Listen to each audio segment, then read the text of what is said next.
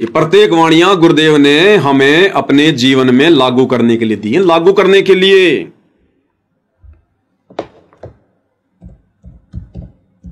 और बार बार सत्संगों में पूज्य गुरुदेव भगवान ने हमें क्या बताया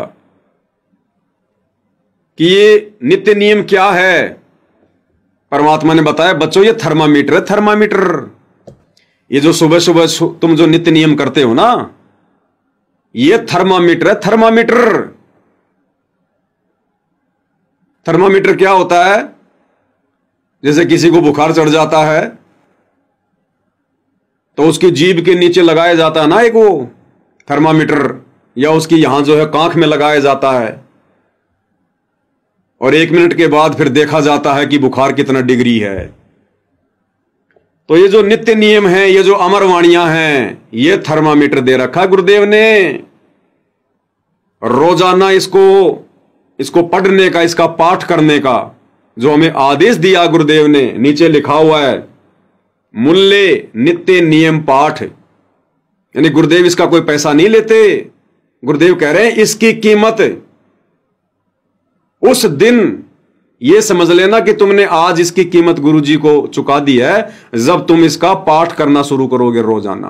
यानी रोजाना तुम इसकी कीमत चुका रहे हो अपने गुरुदेव को, यदि तुम विधि से इसका पाठ कर रहे हो तो ये हम भक्त भाई बहनों का थर्मामीटर है, ये नित्य नियम। हम अपने आप को जांचें कि परमेश्वर ने जो अमर वाणियां इसमें लिखी हुई हैं, छांट छांट कर हम इन वाणियों पर कितने चल रहे हैं, हम कितने खरे उतर पा रहे हैं इन वाणियों पर। और रह रहकर ऐसी परिस्थितियां प्रकट होंगी, परमात्मा चेक करेगा ऐसी परिस्थितियां प्रकट करके कि ये बच्चे रोजाना नित्य नियम कर रहे हैं। साहिब कबीर जी के उपदेश, गुरुदेव जी के मुख कमल से, कबीर जो तो को काटा बोवे ताको बोतू फूल, तो है फूल के फूल है वाको है त्रिशूल। कबीर दुर्बल को न सताइए जाकी मोटी हाय, बिना बैल की चाम से खाल वशम हो जाए, लोहा वशम हो जाए। तो ये थर्मामीटर है भाई और बहनों, थर्मामीटर गुरुदेव ने हमें दे रखा है कि बच्चों लो, रोजाना चेक कर लो अपने आप को, तुम कितने भगत बने हो। अभी तुम सतलोक जाने के कितने काबिल हो, कितने योग्य हो, तुम्हारे अंदर भक्ति प्रवेश है या नहीं है। जब तुम्हारे ऊपर अपने गुरु की बातों का ही असर नहीं हो रहा तो तुम सतलोक जाने के काबिल कहां हो भाई। तो ये थर्मामीटर दे रखा गुरुजी ने हमारे को, इसलिए गुरुजी कहते हैं इसका पाठ करो। कानों में लीड लगाकर सुनने से बात नहीं बनेगी। इस कान से सुन लिया, इस कान से निकाल दिया, अमल किया नहीं, कुत्ते की योनी मिलेगी। ये थर्मामीटर है चेक करने का अपने आप को कि इसमें लिखी हुई प्रत्येक वाणी का अनुसरण कर रहे हो नहीं कर रहे हो। भगत हो या भक्ति का ड्रामा कर रहे हो। अब थर्मामीटर दे दिया तो भाई और बहनों परिस्थितियां भी पैदा होंगी फिर। तो ये परिस्थितियां पैदा हो रही हैं दास की परीक्षा के लिए कि अभी हम कितने लेवल के भगत हैं। और वो अंतर्यामी भगवान है। मान लो हमने गालियां नहीं निकाली, किसी ने हमारे साथ में बुरा व्यवहार किया, मार पिटाई कर दी जैसे इन आश्रम वालों ने की, और मान लो किसी कारण से भाई वो ज्यादा थे, हम लोग थोड़े थे, अपने आप को कमजोर समझ के मार पिटाई खा के आ गए। लेकिन अगर मन में उनके प्रति द्वेष रहा, अगर मन में जरा भी उनके प्रति द्वेष रहा, जैसे कि ये बसंत सैनी गांव गांधरा जिला रोहतक वाला जो धनाना आश्रम में, मुंडका आश्रम में पाठ करता है, जो 12 अगस्त 2025 को भक्तों के साथ मार पिटाई करके गया। 2016 में यही बसंत सैनी और इसके साथ में 8-10 लोग 2 गाड़ियां भर के हरियाणा और दिल्ली से मुझ पवन दास को घर पर आकर जानवर की तरह मार के गए थे। उससे पहले हम लोग महाराष्ट्र में गए, मध्य प्रदेश में गए हुए थे, और मध्य प्रदेश में भी उन्होंने इसी प्रकार से दास के साथ में मार पिटाई की। वहां के स्टेट कोऑर्डिनेटर विष्णु साहू ने लठों से, वीडियो मैंने आपको कई बार दिखाया।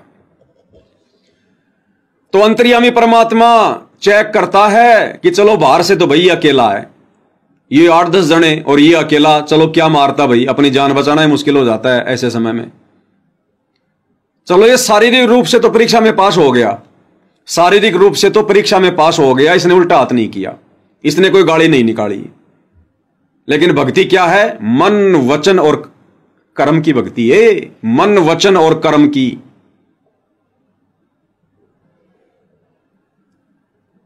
फिर परमात्मा अंदर से चेक करेगा, अंतर्यामी, कि इसके अंदर क्या भाव उत्पन्न हो रहे हैं।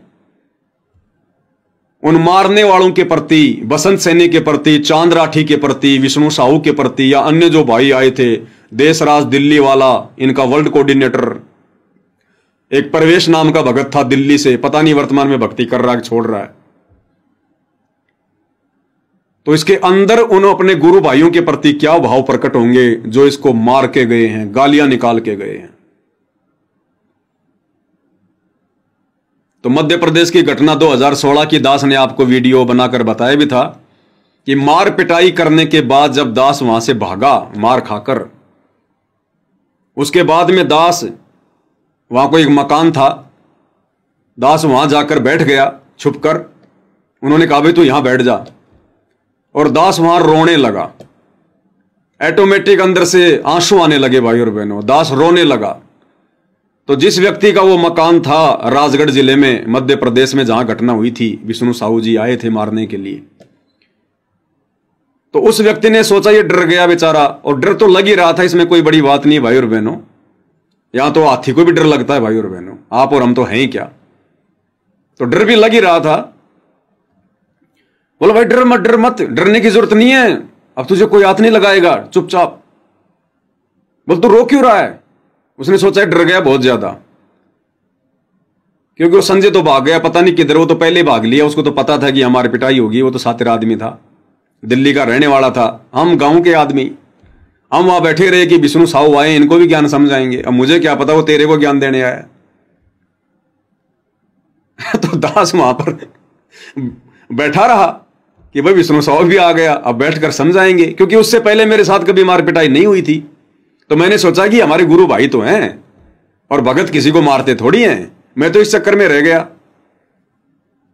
और संजय भाग लिया पहले, क्योंकि वो दिल्ली का रहने वाला था, उसको तो पता था इन बातों का।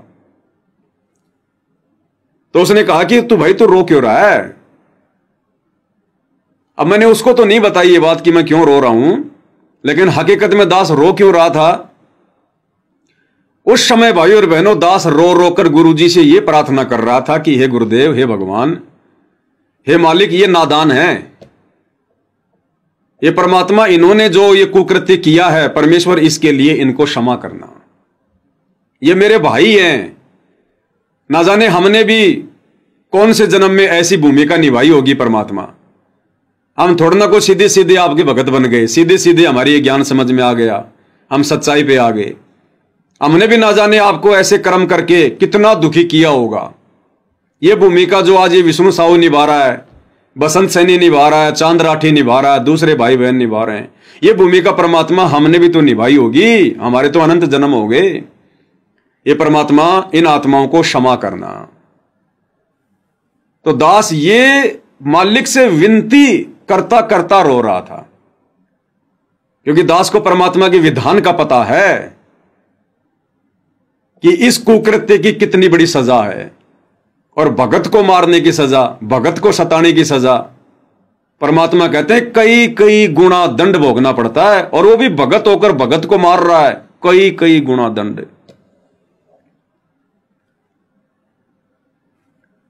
अरे हिरणाकुश भी तो भगत था और प्रहलाद भी भगत ही था, दोनों काल के भगत थे।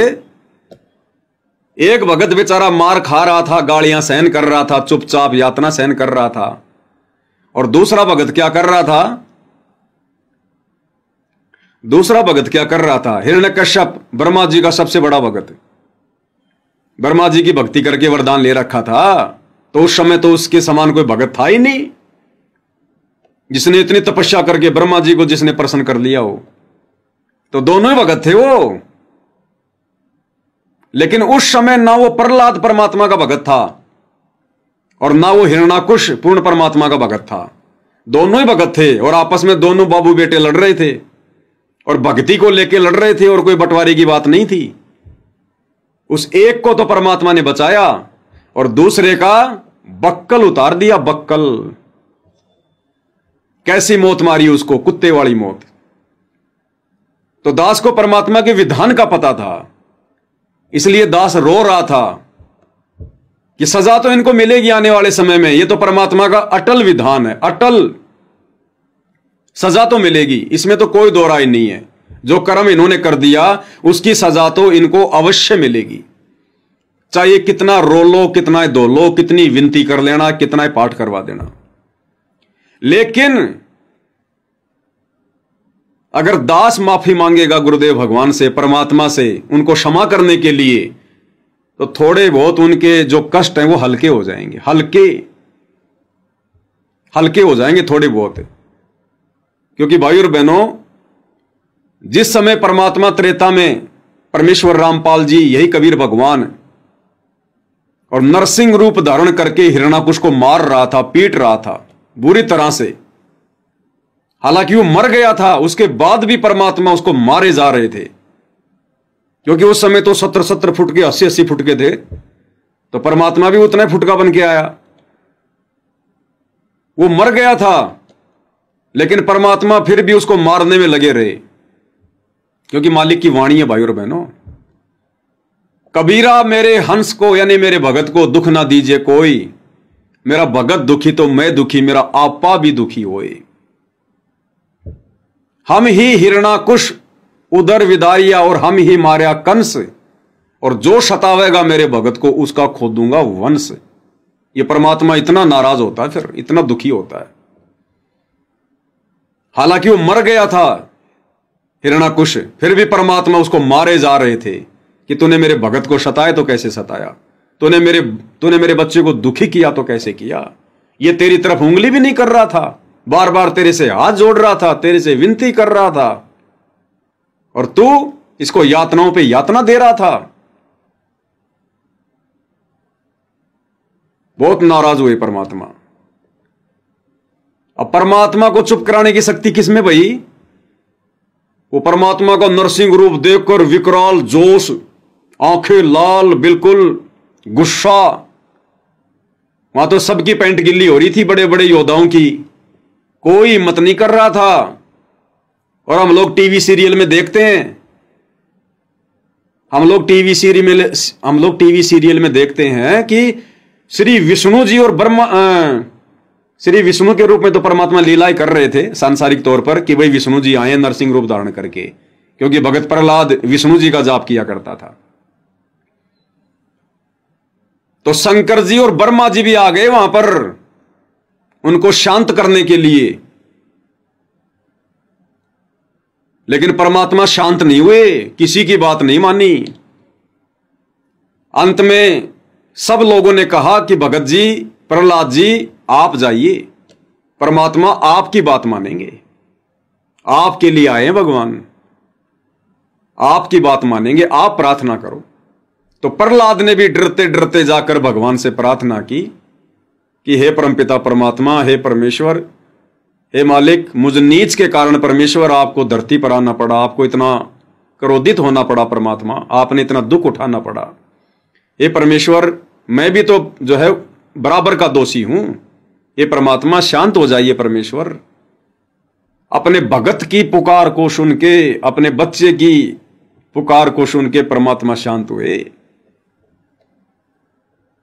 अन्यथा उस मरे हुए को भी परमात्मा मारे जा रहे थे, मरे हुए को भी। तो भाइयों और बहनों, जो जो इन लोगों ने किया है हम सत्सेवकों के साथ में, बेवजह हम सच्चाई के रास्ते पर, उल्टा हम इनका भला कर रहे हैं, उल्टा हम इनके हित में वीडियो बना रहे हैं। क्योंकि ये लोग जितने भी ये कुकर्म कर रहे हैं, राजनीति, स्टेडियम बनाना, आन उपासनों के लिए भंडारा लगाना, अन्नपूर्णा मुहिम, गुंडों की सीबीआई जांच, जाट आरक्षण में जाके बैठना, चंदे के रूप में लोगों को करोड़ों रुपया देना, बेवजह जाटों की धर्मशाला में 1 करोड़ रुपए लगा देना, मंत्रियों की रैलियों में जाना, धक्के खाना, आन उपासना भक्तों से करवाना परशुराम की जयंती में भेजकर।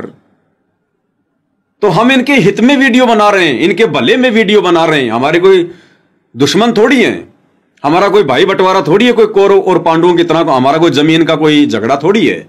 हम इनके हित में, इनको समझाने के लिए, इनके भविष्य के लिए वीडियो बना रहे हैं कि भाई बहुत दुखी हो जाओगे, तुम परमात्मा का विधान तोड़ रहे हो, तुम्हें अभी समझ नहीं आ रहा, ये मौका चूक जाओगे तुम। और ये हमें अपना शत्रु मान रहे हैं, हमें अपना दुश्मन मान रहे हैं और बेवजह हमें दुखी कर रहे हैं, परेशान कर रहे हैं, मुकदमे लगा रहे हैं, मार पिटाई कर रहे हैं। तो दास को इस बात का पता है कि भाई इनके साथ में बहुत बुरी बनेगी, इस जन्म में नहीं तो अगले जन्म में बनेगी, मोक्ष तो हो नहीं पाएगा इनका।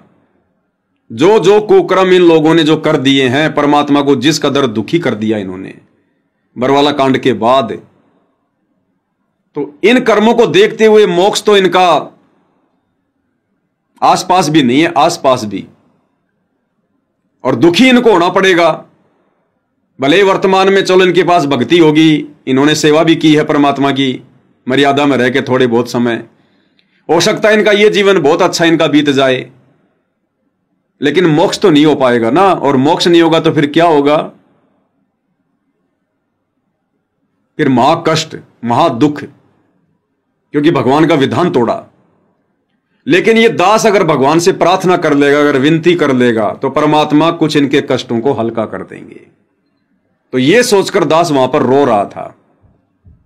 और वो भाई जिसके मकान में मैं बैठा हुआ था, वो सोच रहा था कि बेचारे डर के मारे रो रहा है।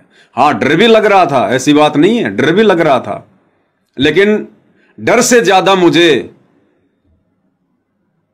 उनके भविष्य की चिंता थी।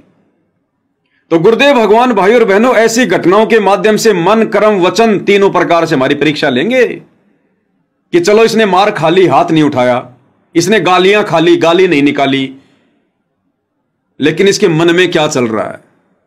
इसके मन में क्या चल रहा है? अगर मन में भी जरा सा द्वेष आ गया उन अपने गुरु भाइयों के प्रति जो जानवरों की तरह इनको मार रहे हैं, झूठे मुकदमे लगा रहे हैं, अगर इनके मन में भी उनके प्रति द्वेष आ गया, तो भी ये आत्मा इस भक्ति मार्ग पर उस परीक्षा में फेल हो जाएगी। तो भाई और बहनों, परमात्मा साक्षी है, दास तो अपनी कह सकता है, दूसरे की मैं ठेकेदारी नहीं लूंगा। मेरे साथ में आज तक जितनी भी घटनाएं घटी हैं, सतलोक आश्रम मैनेजमेंट हरियाणा के द्वारा बेवजह मुझे जो परेशान किया गया, दुखी किया गया है, मार पिटाई की गई है, वर्तमान में भी झूठे मुकदमे लगा रहे हैं, मार पिटाई कर रहे हैं, ये दास तो अपने गुरुदेव भगवान के चरणों की सौगंध खाकर कह सकता है कि ये परमेश्वर आप अंतर्यामी हो, जानी जान हो। परमात्मा भक्ति मार्ग पर धोखाधड़ी नहीं चलता, ये फॉर्मेलिटी नहीं चलती है, परमात्मा दिखावा नहीं चलता है। अगर मुझ नीच के हृदय में, मेरे मन में, मेरी आत्मा में, अगर उन मेरे गुरु भाइयों के प्रति, चाहे वो चांद्राठी हो, चाहे बसंत सैनी हो, या और जितने भी लोग आए थे मुझे मारने के लिए, जानवरों की तरह मार के भी गए थे 2016 में, या जिन जिन लोगों ने हिसार में जो बसंत सैनी के साथ में आए थे, जिन्होंने घटना अंजाम दिया, हम तो उनकी शकल भी नहीं जानते, हम तो उनके नाम भी नहीं जानते। हे परमात्मा, यदि मुझ पवन दास के प्रति इन्होंने मेरे साथ में जितने भी ये दुर्व्यवहार किया है, जो कर रहे हैं, जो मुकदमे लगवा रहे हैं झूठे, मुझे दुखी कर रहे हैं, डरा रहे हैं, भयभीत कर रहे हैं, हे परमात्मा, हे गुरुदेव भगवान, अगर मुझ पवन दास के मन में अगर इन भाइयों के प्रति जरा भी कोई द्वेष उत्पन्न हुआ हो, आप जानी जानो परमात्मा, आप अंतर्यामी हो, यदि मैंने हृदय से कभी मैंने इनका बुरा चाहा हो, इतना सब कुछ होने के बाद, हे परमात्मा, आप मेरी सारी भक्ति, आप मेरी सारी सेवा का प्रतिफल उन भाइयों की झोली में डाल देना। अब भाई और बहनों, इस सेवा के लिए, भक्ति के लिए, इसी के लिए तो हम लोग इतना ये प्रयत्न कर रहे हैं।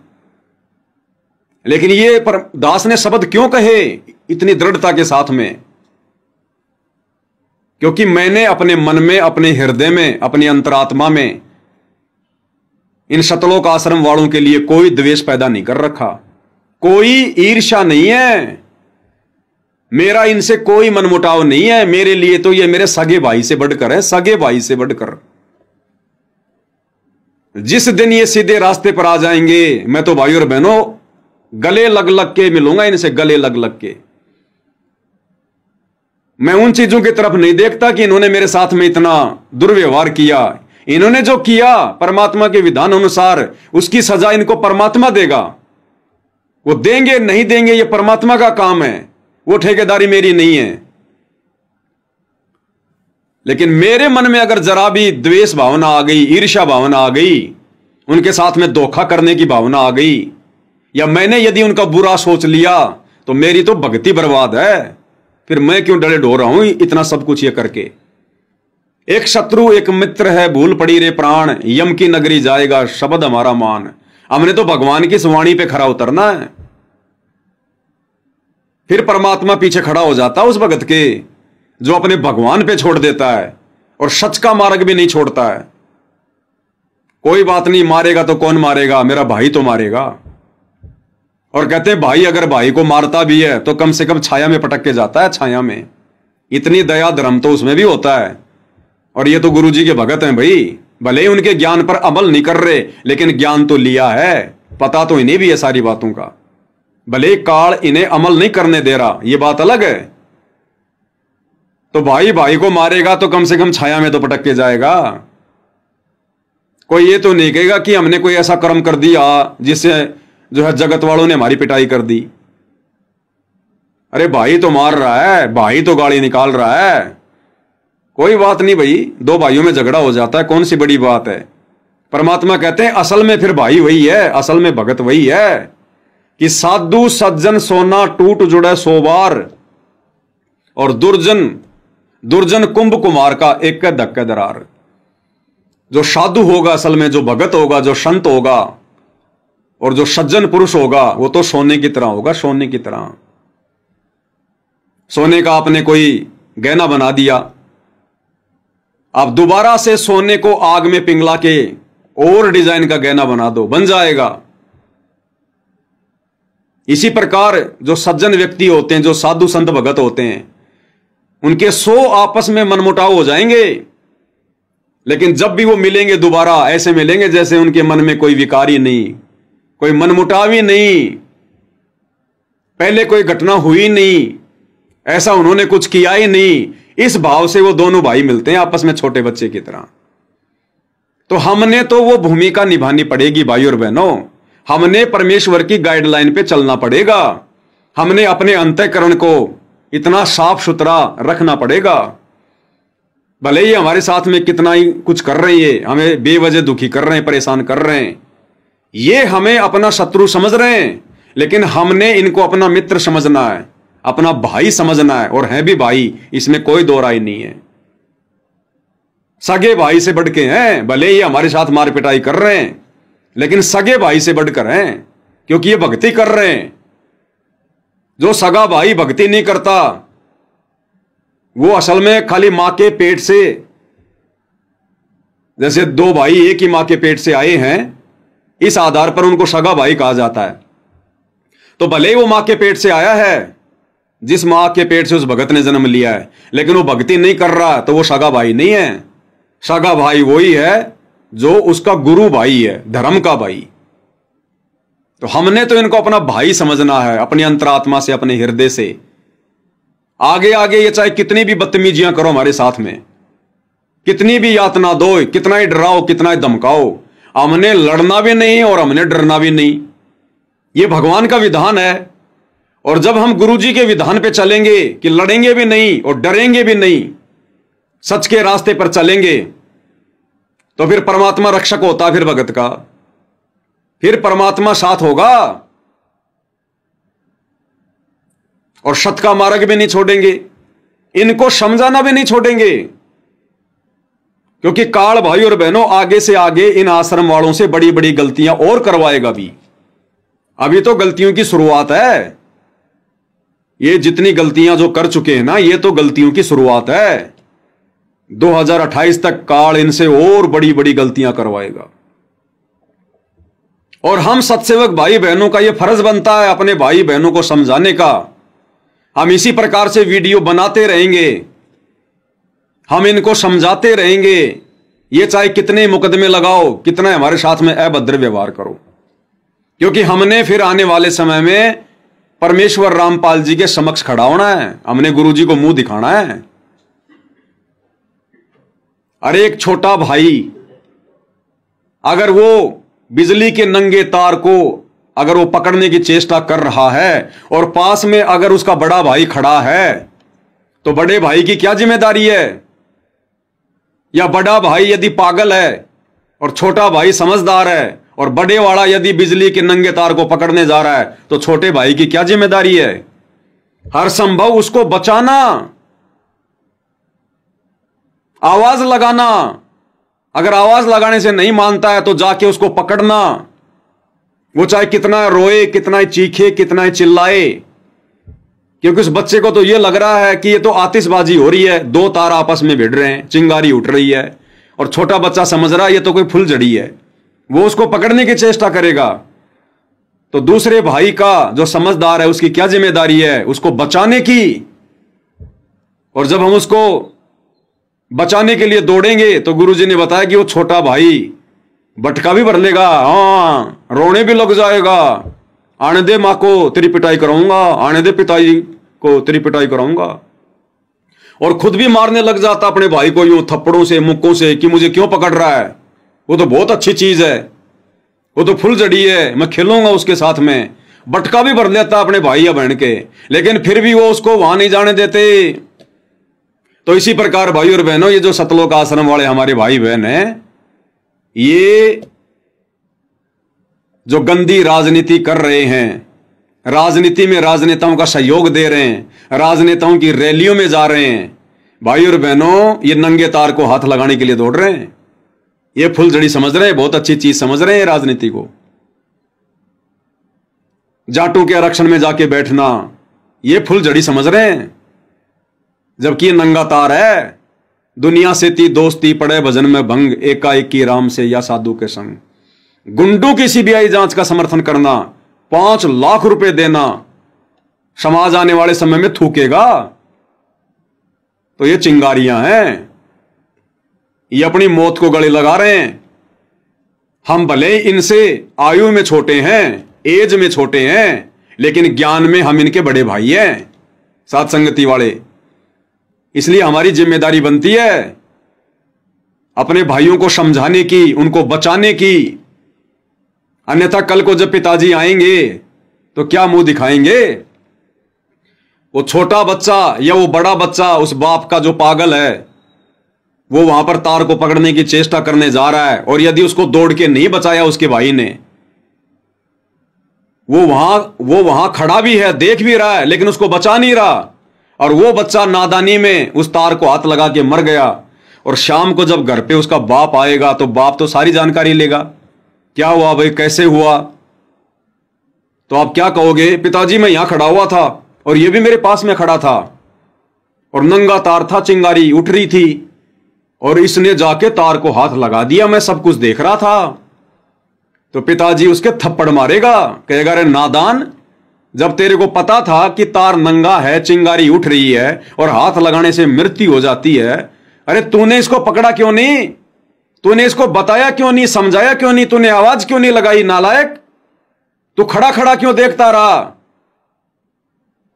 तो इसी प्रकार जब कल को गुरुजी आएंगे, जब ये परीक्षा हमारी समाप्त होगी, मिशन, जब कल को गुरुदेव भगवान हिसार जेल से आएंगे, हालांकि वे तो अंतर्यामी है, सारी घटनाओं का पता है, लेकिन लीला तो करेगा ना परमात्मा, लीला तो परमेश्वर करेंगे सांसारिक तौर पर।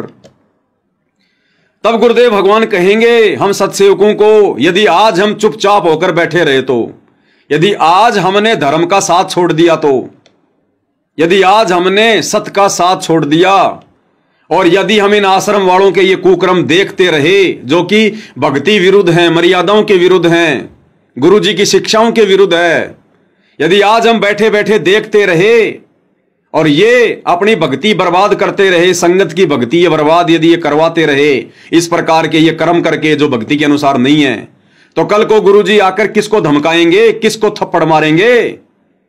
आप और हमें सत्सेवकों को, कि नादानो, जब तुम्हें पता था इस बात का, तुमने इनको बताया क्यों नहीं, समझाया क्यों नहीं? अगर तुम्हें यह लगता था कि ये तुम्हारे साथ में मार पिटाई करते, लड़ाई झगड़ा करते, तो मैंने सोशल मीडिया किस लिए दी है? नालायकों, तुमने वीडियो क्यों नहीं बनाए? तुम लाइव क्यों नहीं आए? तुमने समझाया क्यों नहीं इनको? तो हम भी दोषी हो जाएंगे परमात्मा के।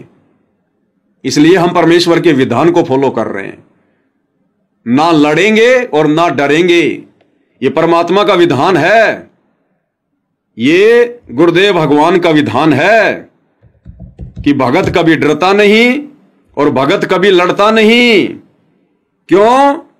क्योंकि भगत का जो मकसद होता है वो गलत काम करना नहीं होता है।